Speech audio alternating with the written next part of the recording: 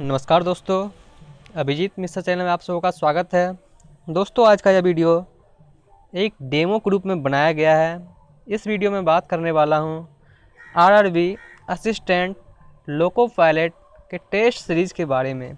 इसमें मैं कुछ प्रश्न का हल करके दिखाऊंगा। यह वीडियो एक डेमो के रूप में बनाया गया है, सिर्फ आप लोगों को दिखाने के लिए। यदि आप लोगों को यह वीडियो पसंद आती है तो मैं इसी तरह के वीडियो और आगे बना के आप लोगों के लिए अपलोड करूंगा।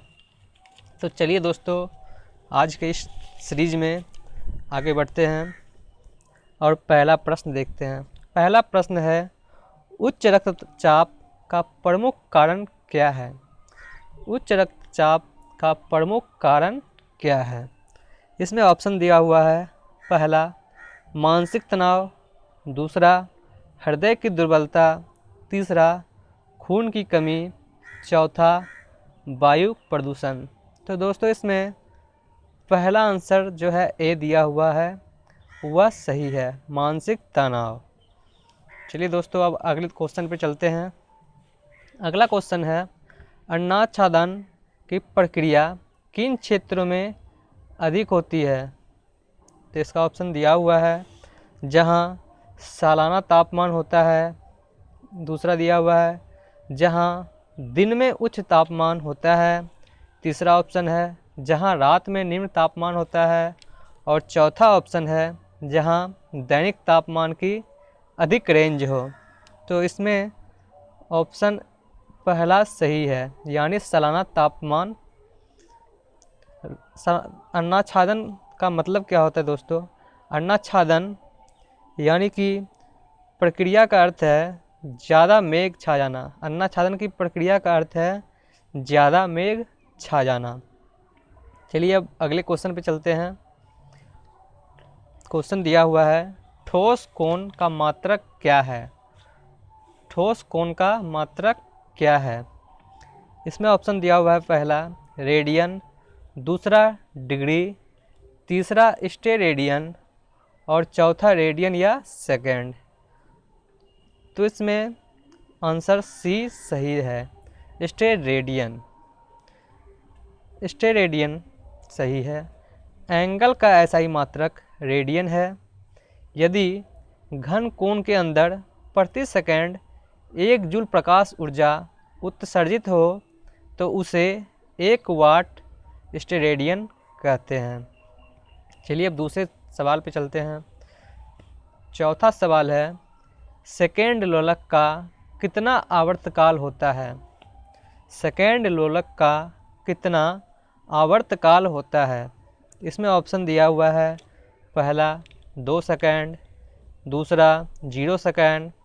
तीसरा, 4 सेकेंड। और चौथा, 9 सेकेंड। सेकेंड लोलक का आवर्तकाल 2 सेकेंड होता है, यानी कि इसका पहला ऑप्शन सही है। ऐसा लोलक जिसका आवर्तकाल 1 सेकेंड होता है सेकेंड लोलक कहलाता है। तो आप समझ गए सेकेंड लोलक किसे कहा जाता है। सेकेंड लोलक जिसका आवर्तकाल 1 सेकेंड होता है वह सेकेंड लोलक कहलाता है। सेकेंड लोलक का पृथ्वी पर लंबाई 100 सेमी तथा चंद्रमा पर 16.5 सेमी होता है। लोलक वाली घड़ी पृथ्वी तल से ऊंचाई या गहराई पर जाने पर सुस्त हो जाती है। चलिए दोस्तों, अब अगले क्वेश्चन पर चलते हैं। पांचवा क्वेश्चन है, तारों की ऊर्जा का स्रोत क्या है? ये बहुत अच्छा क्वेश्चन है कि तारों की ऊर्जा का स्रोत क्या है। यह क्वेश्चन हमेशा पूछा जाता है। चलिए इसे मैं विस्तार से बताता हूँ। क्वेश्चन है, तारों की ऊर्जा का स्रोत क्या है? इसमें ऑप्शन दिया हुआ है। नाभिकीय विखंडन। दूसरा, नाभिकीय संलयन। तीसरा, तारों में स्वयं प्रकाश होते हैं। और चौथा, इनमें से कोई नहीं। तो दोस्तों, इनमें सही आंसर है बी, यानी कि नाभिकीय संलयन। अब जानते हैं इसके बारे में। तारों के ऊर्जा का स्रोत नाभिकीय संलयन है। दो हल्के नाभिक को संयुक्त करके एक भारी नाभिक बनाने की प्रक्रिया को नाभिकीय संलयन कहते हैं। दो हल्के नाभिक को संयुक्त करके एक भारी नाभिक बनाने की प्रक्रिया को नाभिकीय संलयन कहते हैं। सूर्य के ऊर्जा का स्रोत नाभिकीय संलयन प्रक्रिया है। किसी भारी नाभिक को हल्के नाभिक में तोड़ने की प्रक्रिया को नाभिकीय विखंडन कहते हैं। चलिए दोस्तों, अब अगले क्वेश्चन पे चलते हैं। Question number 6। इसमें क्वेश्चन दिया हुआ है कि शुष्क सेल में किस तरह की ऊर्जा निहित है। शुष्क सेल में किस तरह की ऊर्जा निहित है। इसमें ऑप्शन दिया हुआ है यांत्रिकी, वैद्युतिकी, रासायनिक और ताप। तो इसमें आंसर सही है सी, यानी कि शुष्क सेल में रासायनिक ऊर्जा निहित होती है। शुष्क सेल का बल 1.5 वोल्ट होता है। इसमें केवल रासायनिक ऊर्जा ही निहित होता है। चलिए अब अगले प्रश्न पे चलते हैं। प्रश्न नंबर 7। इसमें प्रश्न दिया हुआ है कि किसी डायोड का फॉरवर्ड प्रतिरोध क्या होता है। किसी डायोड का फॉरवर्ड प्रतिरोध क्या होता है। इसमें ऑप्शन दिया हुआ है। पहला ऑप्शन जो है वह 0, दूसरा ऑप्शन अनंत, तीसरा ऑप्शन बहुत कम और चौथा ऑप्शन दिया हुआ है इनमें से कोई नहीं। तो इसमें मैं बताना चाहूँगा कि इसका आंसर जो है वह सी सही है, यानी बहुत कम। अब इस पर थोड़ा चर्चा करते हैं कि वैज्ञानिक फ्लेमिंग द्वारा सन 1904 ईस्वी में निर्मित यह एक ऐसी निर्वात नलिका है जिसमें केवल 2 ही इलेक्ट्रोड होते हैं। इसमें 2 इलेक्ट्रोड, एक तंतु और दूसरा प्लेट होता है। एक तंतु और दूसरा प्लेट होता है। अतः किसी डायोड का फॉरवर्ड प्रतिरोध बहुत ही कम होता है। चलिए अब अगले प्रश्न पे चलते हैं।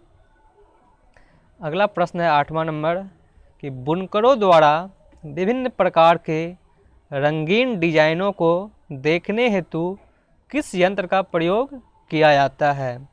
प्रश्न है कि बुनकरों द्वारा विभिन्न प्रकार के रंगीन डिजाइन देखने हेतु किस यंत्र का उपयोग होता है। इसमें ऑप्शन दिया हुआ है। पहला गायरोस्कोप, दूसरा पेरिस्कोप, तीसरा माइक्रोस्कोप, चौथा कैलिडोस्कोप। तो इसमें आंसर डी सही है, कैलिडोस्कोप। तो इसके सारे ऑप्शन के मैं बता दूं कि गायरोस्कोप से घूमती हुई वस्तुओं की गति ज्ञात किया जाता है। ऑप्शन दूसरा, पेरिस्कोप की सहायता से पानी के अंदर से पानी के ऊपर का दृश्य दिखाई पड़ता है। ऑप्शन नंबर सी, माइक्रोस्कोप से वैसे वस्तुओं को देखा जा सकता है जो नग्न आँखों से नहीं देखा जा सकता है। ऑप्शन नंबर डी जो कि सही है, ऑप्शन नंबर डी सही है इसका। ऑप्शन नंबर डी यानी कैलिडोस्कोप। कैलिडोस्कोप का उपयोग बुनकरों के द्वारा विभिन्न प्रकार के रंगीन डिजाइन देखने हेतु किया जाता है। चलिए दोस्तों अब अगले प्रश्न पे चलते हैं। अगला प्रश्न है 9वां नंबर कि वोल्टमीटर हमेशा विद्युत परिपथ के किस क्रम में लगाया जाता है। प्रश्न है कि वोल्टमीटर हमेशा विद्युत परिपथ के किस क्रम में लगाया जाता है। इसमें ऑप्शन दिया हुआ है। पहला श्रेणी, दूसरा समांतर, तीसरा किरचॉफ नियम के अनुसार और चौथा इनमें से कोई नहीं। तो इसमें सही आंसर है समांतर, यानी वोल्टमीटर हमेशा विद्युत के परिपथ के समांतर श्रेणी क्रम में लगाया जाता है। वोल्टमीटर हमेशा विद्युत परिपथ के समांतर में लगाया जाता है।